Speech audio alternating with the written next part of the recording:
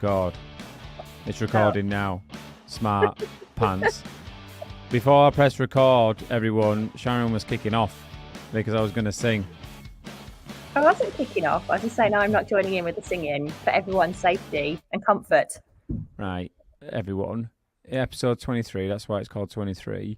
We're going to take a break for a while from doing these for a number of reasons, which we'll explain. One being that we're getting pulled away because we've got won a load of very fancy, sexy, innovative building optimization work from a technology point of view. So we're getting pulled for that. But with that, we're going to go away and on that journey, we're going to learn more stuff. We'll have loads more stories. That's due to end at the end of March this year. And then we'll start these back up again with some of our learnings. Now, what I was saying before we came on, or what I was saying to Sharon, was, are you going to sing for everyone this time? Because it's 23 episodes and you haven't sung yet.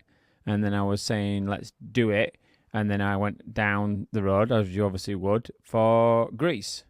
Was it Greece 1 or Greece 2 where they sing Let's Do It For Our Country? You know, he invites that girl around to his bunker and he's going, let's do it for our country, the red, white and the blue. Let's do it for our country, something needs it too. I'm going to hazard a guess that it's Grease 2 because I don't think I've seen that, so I don't think I've heard that song. Well, I don't think it was the first one. No, I think it was the first one.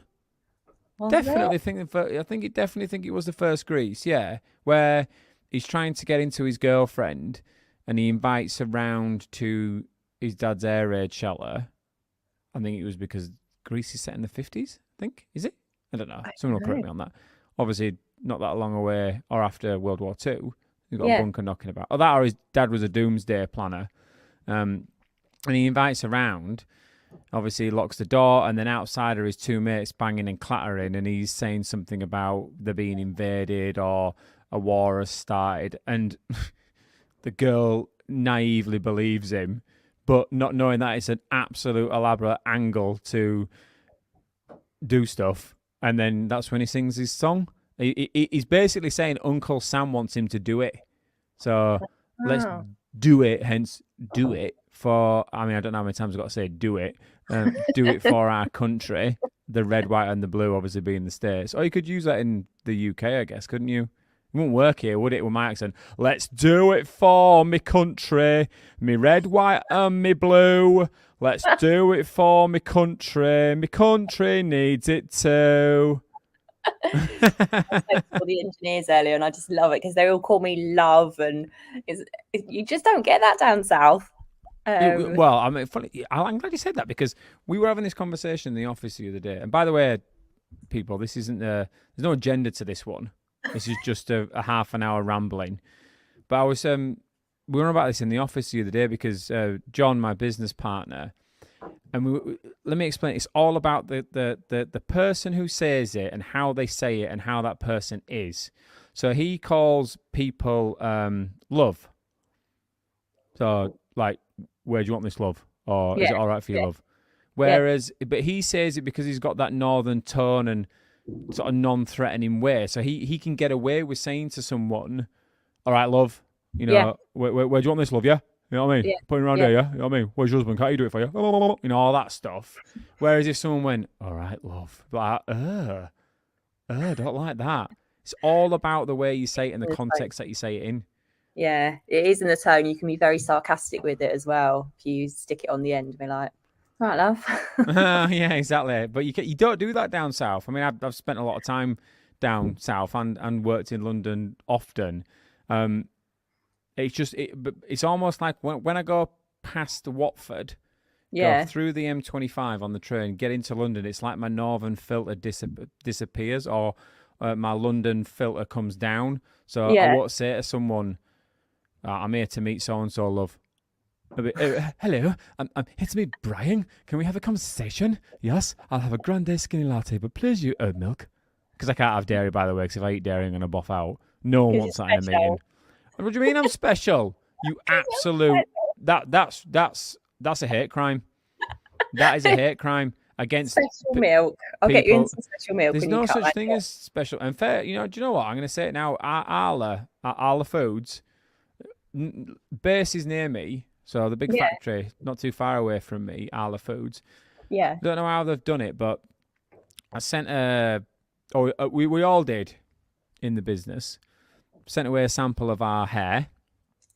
So you get 10 hairs. You send them away in a little carrier bag. Obviously, you've done this as well, Sharon. They do the analysis. And what are you laughing at? 10 hairs in a carrier bag. Oh, that's fine. Yeah, I don't think it's not like an Asda carrier bag. Yeah, sorry. They send you. Imagine going, oh. Yeah, they send you a proper medical, like, see-through plastic bag and with a label on it. Yeah, it's not like I've gone down to Asda and I've got a carrier bag, ripped out a load of my hair and stuck it in there, rolled it up in a ball and stuck it in the mail. No. So I sent the hair off, and I think you wait like 5 or 6 days or whatever it is, and then you get the report back. And then it tells you, which I'm getting the report up now, it tells you what aversions you've got. So, do you know what things that you can't eat, what you should have, what you should probably stay away from, things like that. So, on mine, it does like a traffic light system, so red, amber, and green. And I was devastated when I first got mine because it goes through things such as, I'm just looking at it now, so food sensitivities. So I have a high reactivity, which means I need to be careful with this. Shouldn't really eat it, should really avoid it. Cheese, which is devastating. Dairy and egg. Drink some fruit, and these all break down individually.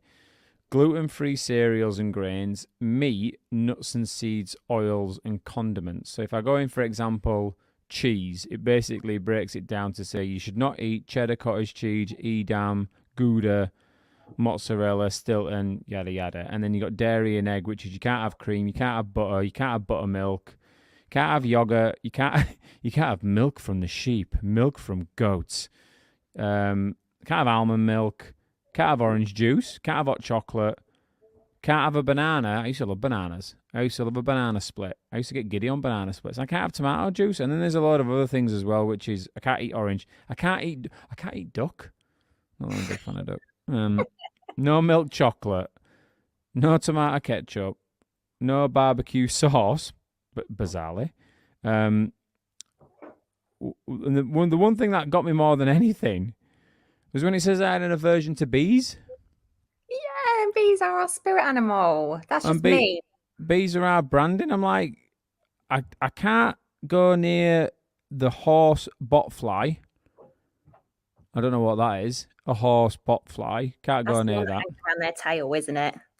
Well, I don't want a botfly. That sounds horrible. Can't have horse chestnuts. And I had what I was really happy with is with my vitamin levels.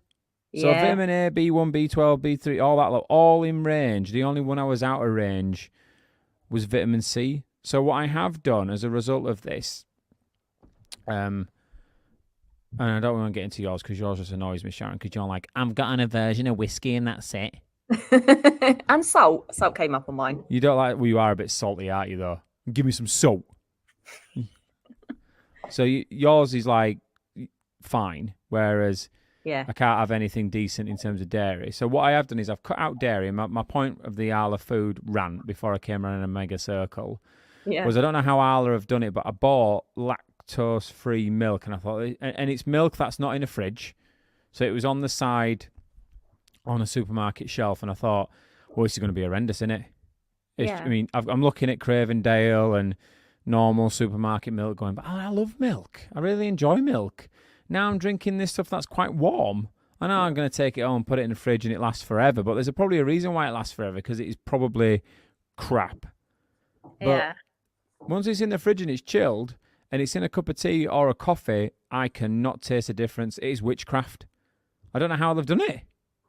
That's pretty good, isn't it? There's quite a range now, isn't there? When I was buying your special butter and special hang on. fried kitchen in the office. There's quite a range. I mean, you make it sound like I've got a disability. I'm not going to die if I eat dairy. It just means I've got an aversion to it, so I should avoid. Anyway, so I've cut dairy out, and I've been really good to it or with it, and I've added vitamin C into my diet. Now, before all this stuff happened with winning all this work, I was in quite a good physical and mental state. Now my physical health is starting to suffer and my mental health is non-existent. So now, now I need to find a different balance. But John's is the funniest for me. So when I got the report done, he was giving it big licks. He was like, "You're like a gremlin, aren't you? You know, you don't like dairy. You can't do this. Give him some dairy and and all that lot." And I said, "You need to relax, you, because you're going to send yours off, and you don't know what yours is going to come back with anyway." His came back, and he can't have bread. Now you think that, or anything to do with bread, and you think, "Oh, that doesn't sound that bad," until you actually go to look at what the alternatives are. So you can't have pizza.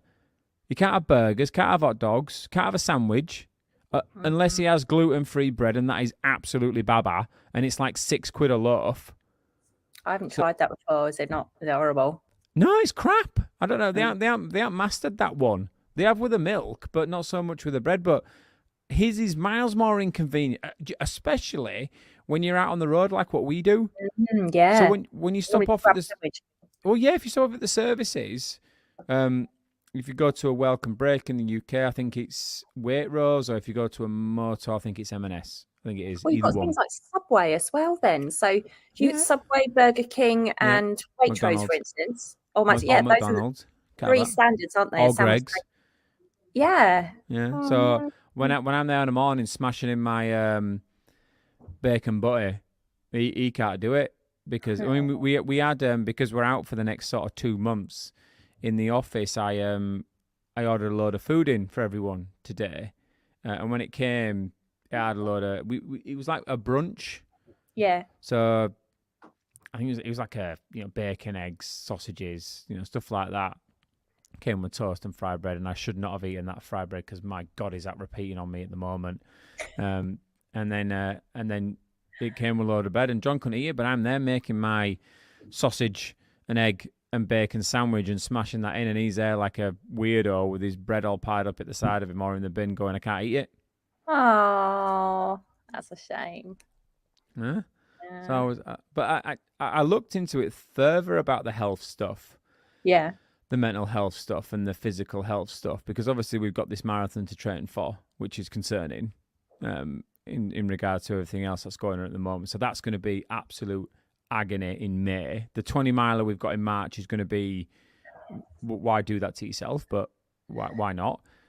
But I looked, and I think it was £650, and you can go and have your bloods done. But as well as having your bloods done, they check over all sorts of things. But then you can get your bloods done for specific scenarios. So I'm training for this, or I want to do that. I want to sleep better. I want to be able to run more distance. I want to do that. And then what they'll do is they'll analyze it, and then they'll put you on a program relevant to what your body needs and requires to help you fuel correctly to do it. And I was contemplating on doing it, but I just don't have the time. Yeah, we've been head down lately, haven't we? Really. Well, when I looked into it, I thought, ideally, I want to just walk into a clinic, put my wrist out and go, take what you want and then disappear. But I am. So what they do is they send you out the kit, and then you've got to arrange an appointment with your local GP and then go. And considering what's going on in the UK at the moment with the backlog of doctors, one, I didn't want to be that guy to go, right, there's someone here that's worried about a lump or something they've found. Oh, can you just do my blood? Because I'm trying to train for a marathon here. I didn't want to do that. And two, I didn't want to have to wait for 2 or 3 months to get it done anyway. Once, because you have to pay the £650 straight away, and then it's up to you then to get it all put through the doctors. So I went, I mean, it's a CX one, is that? It's not a very good process. So I went, I'm not going to do it. So I hadn't done it because and because we ain't got the time to do it anyway because of this stuff that we've got going on. Good stuff, but all this stuff anyway. Yeah. So do we want to share a little bit about what we can share about what we're doing? Yeah. I mean, we can. Yeah. It's building optimization, but it is a jewel in the crown, and it's also a massive validation tick for the digital FM strategy that we put in place 4 years ago, because considering the client and the size and the values, it shows you that this model works, because if this client can buy it and get behind it, anybody can. And this is very much traditional engineering mixed in with very state-of-the-art technology from a building optimization point of view. And it's and it's something that so it's all to do with asset refresh, so ripping out old equipment, putting new equipment in. And I know that the whole point of IoT is not rip and replace, but unfortunately when it comes to very old main panels and distribution boards, there's not that much optimization you can do with them. They are just old and end of life, and you've got to rip them out. So these are getting ripped out. But what sold it to the client was, well, hang on, yes, they do need to get ripped out, but let's put some technology in to begin with to monitor what's going on first. So let's really log. We all know the building's inefficient, but no one. We're only assuming it's inefficient because of the age of the building. So we're looking at the building, going, this building was built in 1970, and none of the screens are digital. A lot of the screens on the plant are all analog. So we're just saying it's inefficient. Now, a skilled engineer would look at that and go, well, of course, that boiler there that's 30 years old is not going to be as efficient as a boiler made in 2022. Of course, that is going to be the case. But show me the actual data telling me that. So show me the data of how much energy that's consuming, how much it's costing, how many breakdowns it's had, how much maintenance has been put on it. Blah, blah, blah, blah, blah, blah. Okay, I haven't got that. All right, fair enough. Let's put some technology in to get all that data. Let's watch it for 3 or 4 weeks. Once we've got all that data and we've got a nice happy baseline that everybody agrees to, then let's rip it all out and put a load of new equipment in. Now, they have to do that anyway, but it's such a great opportunity to be able to log scientifically the before and after, to go, here was your baseline. Now you've put all this efficient equipment in. One, you're going to have lower issues in terms of maintenance. Your building's going to perform a lot better. It's going to be able to heat and cool itself a lot better, etc., etc., etc. But here's now your baseline in terms of where your energy is, but also how that building is performing overall. I mean, that's such a great place to be. And because of the way that the model works in our company, we don't have the client doesn't have to go to multiple providers for that. It's just one person. Yeah, and that's all to do with how the company's structured from the accreditations. Like, you can't just go to a IoT business and go, can you rip out these distribution boards? They just can't do that. Whereas we can. Yeah, we can very quickly help them see the return on investment on their project, which is important. And where it gets even sexier is when you start putting technology in around the people side. So once you've got technology in from an energy point of view, all sorts of different sensors, temperature, etc., circuit level tracking, all that stuff. Once you then start to overlay sensors with how that building is used from actual human beings, and then you flex that accordingly with the controls to the BMS, yada yada, then it gets really exciting, because it's not just a case of going, well, I've got some PIRs on my floor when no one's there, it turns off. No, it's giving the data to the client of how actual people use that building. So where do they dwell? How much time are they spending there? I mean, I know social distance isn't the thing now, but it can even tell you that sort of level of that level of detail. What hot desk strategy have you got? Can someone just come to a floor and look on a screen and see what desks are available, so they can just come in and jump on it and have a trip over? All that stuff is all possible, and all that stuff is going to happen over the next 2 months. And at the end of it, when I'm 2 stone heavier, bald, had a mental breakdown, then we're going to be in such a strong position to be able to, hopefully, which is going to be a bit of a challenge, talking about it, giving the client, will be fantastic. But I don't know if that's going to technically be possible, but we don't know that. I mean, doing the work's one thing, but what we need to be able to do with the client is skillfully capture this without breaking any confidentialities.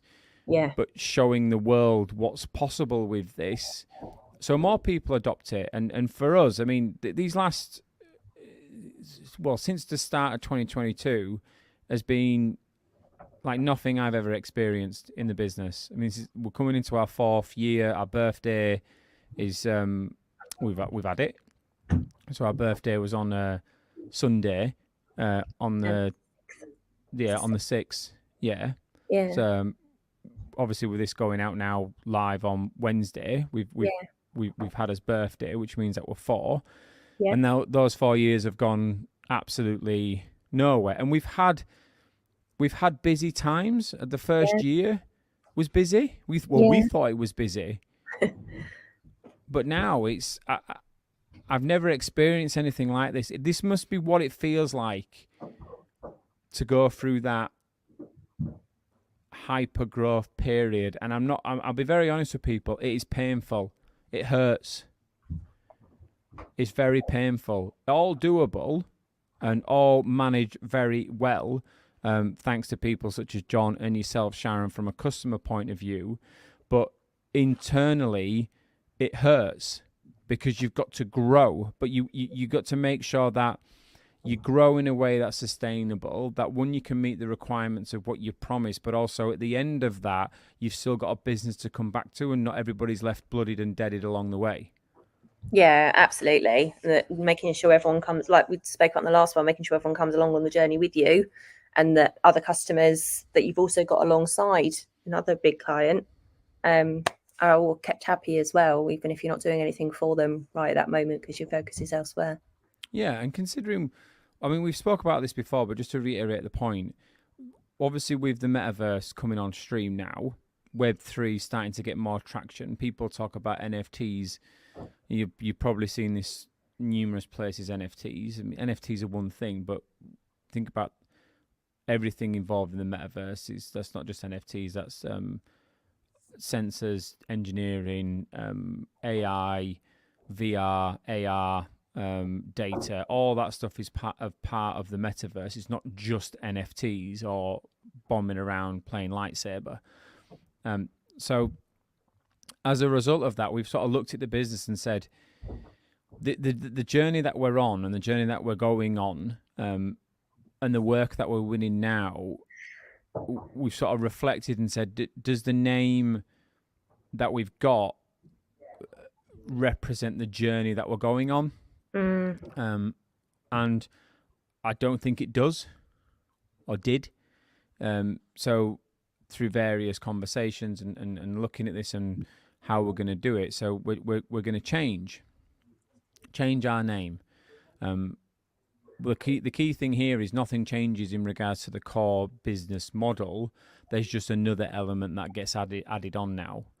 So in regards to the engineering, the CX, the IoT, but there's another element now that we need to think about. And the reason why this element is so important is because it is so crucial, with all the data that we're capturing currently with sensor technology, that we feed this data into this element to help populate and play our part in what is the next frontier, which is Web 3.0. So as a result of that, we're changing our name from MKL Innovation to Meta B, but Meta B spell Meta B3E. So when you read it, people will go, what's your name? Meta B3E? I know, Meta B. And the reason why we've chose that is because a number of reasons, really. One, bees have always been part of our branding since we started with MKL. Bees are a very great way to explain the journey of sensors and data and how that flows around a building. When you explain it in regards to how a bee operates, people get it rather than talking about or speaking ones and zeros. It just works. So we wanted to keep that element in the branding. Meta, obviously, because of the metaverse, where we're going, where everybody's going, whether you like it or not. That is ultimately where the internet is going over the next 5 to 10 years and beyond that. And the 3, because of Web3, because ultimately that's the next generation of the internet. But for us, there's a different side of it. So when you see the branding, when you see that my watch all the time just talks. My phone never talks to me. I mean, you'll see. You can't really see because I've got the new branding on my watch at the moment. Can we put it up on the screen, Meta B? People can see how it's... I haven't got it handy. at No, I the just mean the moment. word. Just mean type the word. Am I? No, I'd have to. Yeah, I'd have to. Oh, no, you're gonna make it awkward for me now. And plus, I can't do it for the listeners either. But just imagine a word it's all one word. It says meta, and at the end of it, there's a B, then a 3, then an E. That's how it looks. But it'll make sense when you see it. Anyway, but we're designing our B. We're upgrading the B. So the B that you can see on my hoodie for those that are watching this, or on my wrist, that's the M&E analog / digital B. But the B's going through an upgrade as well. And we'll explain this when we launch the branding, but you'll see it's very clever how the wings are done on the bee. So the wings of the bee are very much designed as a honeycomb, but it's an infinity loop. It's also a very skillfully pointed out from Sharon that there's the C and the X into it because we don't want to lose that value in regards to Customer our experience. branding. Yeah, Yeah. exactly. Yeah, the customer experience side, because everybody will be hearing this all at the same time in the conversations that we're having at the moment regarding this project work that we're doing.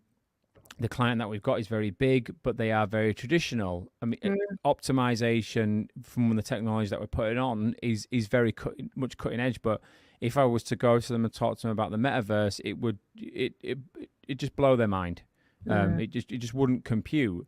So we need to make sure that CX element is still in there so we can take people on the journey and people don't feel left behind. But also people grab the opportunities that are available to them, because it is a little bit like the Wild West at the moment out there. But if you can put your stake in the ground and you can find those beacons of truth or pillars of strength of organizations out there that are credible, that are doing it, that are not constantly banging on about how they've made $400,000 from a Bored Ape NFT and all that stuff, which I like to think we're positioning ourselves as, we can prove and help people on that journey. Yeah, I think where we come in is we really help them with that user case piece, because you can talk about metaverse and NFT and this, that, and the other for ages, but until someone goes, but what about how does that work in my world? Yeah. And has that light bulb moment, they're just like, great, so what? It's that so what bit that we're helping with. Well, yeah, exactly. Because if you said to someone, go watch Ready Player One, they'd go, okay, I've watched that. Wow, is that what it's going to be like? Yeah. Yes, but not yet. Yeah. So not over the next 5 years, maybe not even over the next 10 years is it going to be like that. But arguably, it's going to get like that. But what it looks like now is this. And for us, our part that we play, so this is really important, because when you look at companies such as Facebook, who have now Meta, they're building their part of the metaverse. They're building the world that you will live in. But that's not our journey. That's not what we're doing. What we're doing is we're owning the other side of the value chain, so to speak, of that.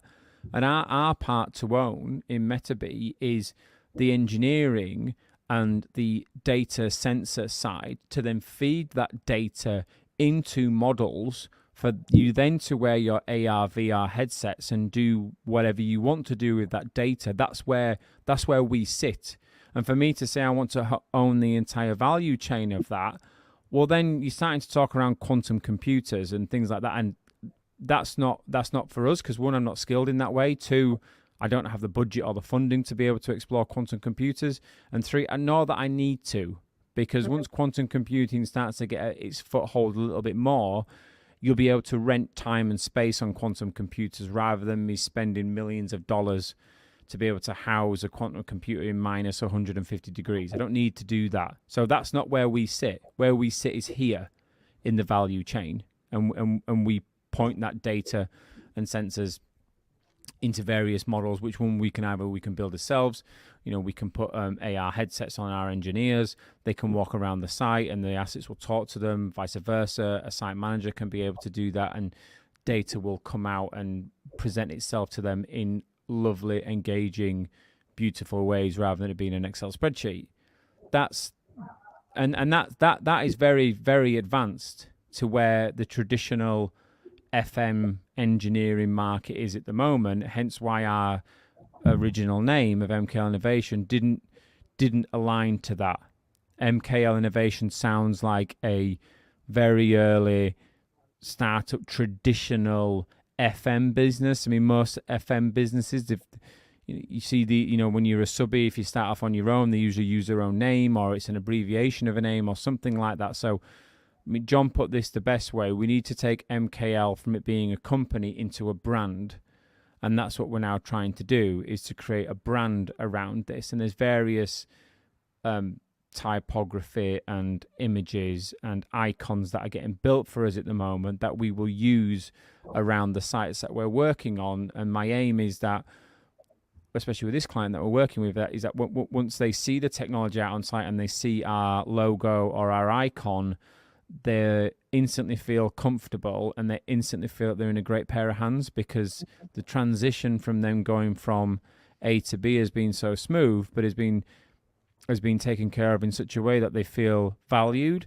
They feel that their business is very much forward thinking, and they also feel that the organization has got sustainability right in its core. And it's not just greenwashing bullshit. It's actually something that they're owning and they're doing in a really credible way, backed up with solid data, supported by MetaB. That's what I'm hoping. Yeah. And we're nearly there, aren't we? We're nearly there on the rebrand. We've got all the uniforms supported coming out, and we've got the branding done. So we're really ready to launch. We've done a step change as a business, and now our branding reflects that step change as well. Yeah, and plus we went and bought, for those who are in the know, we bought new work trousers called Snickers, and they make you have butts for days. So when you see me and John are walking around the site, don't be surprised if you see a couple of peaches in a wet hanky going, what's going on here? Why they've got butts for days? Why are they looking great, even though they look about 2 or 3 stone overweight? Oh! Peaches in a wet hanky? Yeah, have you ever heard that saying? Or like 2 eggs in a wet hanky? No, I've never had the wet hanky bit. No, but I could. Well, when you go how home, that comes in. have you got a white hanky at home? You have anyway, because you like 90, aren't you? You have doilies and all sorts of you and neck curtains. Have you got a doily at home? Have you got a wet? Have you got a hanky at home? No, but I know what you mean. Like why am I doing this? Yeah. So when you go home, wet a hanky, white one preferably. Get 2 eggs out of your fridge. Yeah. Put those eggs in a fridge and hold them up. That's what a bum looks like in Snickers. But yeah, Snicks. Okay. Well, little Snickers. We've all got a vision. Everybody that's listening now. Butts for days. Yeah. Right, I'm going, God, the guys are... You know those TikTok videos where you see the ladies taking pictures and videos of their men when they go out to on sites, and they're going, oh my God, look at him in his work trousers. That is not what me and John are going to look like.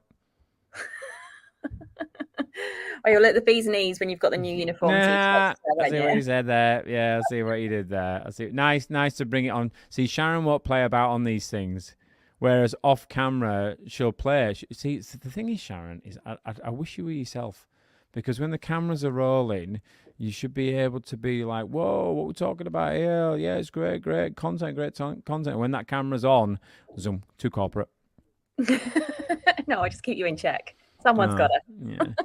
Well, and the other reason why, as I said, we're going to pause it now, these podcasts, just while we finish this, is because I'm not going to be able to be where I am at the moment in the studio. I'll be always on the road, out and about, and the quality will drop and it'll just be crap. So I don't want to do that. I'd rather wait until we can do it properly, and plus we'll have a lot of stories to tell at the end of this, and there'll be a lot of reflections back on... I think there's a lot of things we could learn from high pressure environments, and what to do when we spoke about this before, when those lions actually do turn around, when you pulled on their tails. What you look like that for? What are you doing?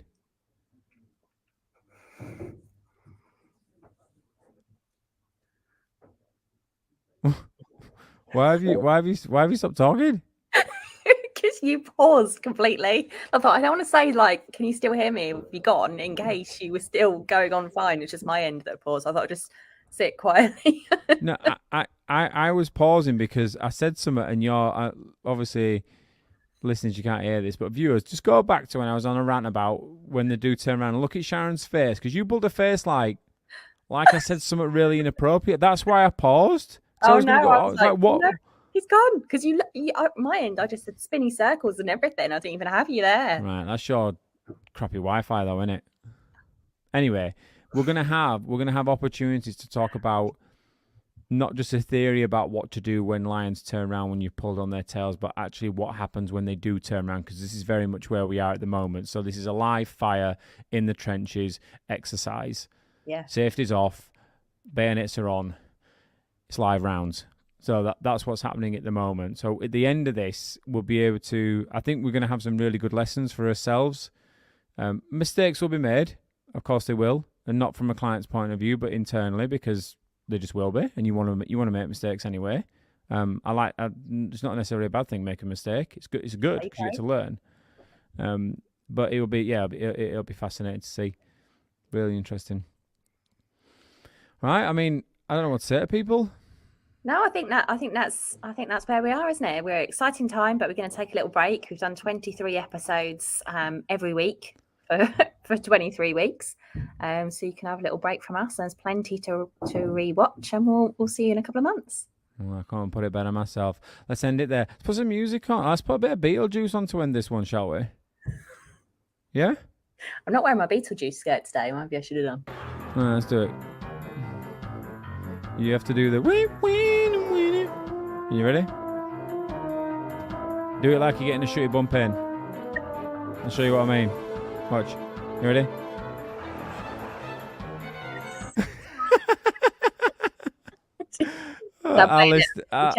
Our listeners will understand that. And because it's the last one, I'm going to ask this question now. I know we ended it, but I've just got to ask this because I've had this conversation with Sharon before. She doesn't understand it or agree with it or know anything about it. But I think blokes will. Shooty bum pain. That is a thing. What's it? That is a thing. I want to know. Everybody knows that sensation when you sat there, you're working away, and you just go, ooh, and you get like a lightning rod in your bum. No, I can't identify with that, I'm afraid. And on that note, see you later, everyone. Speak to you in 2 months. Bye.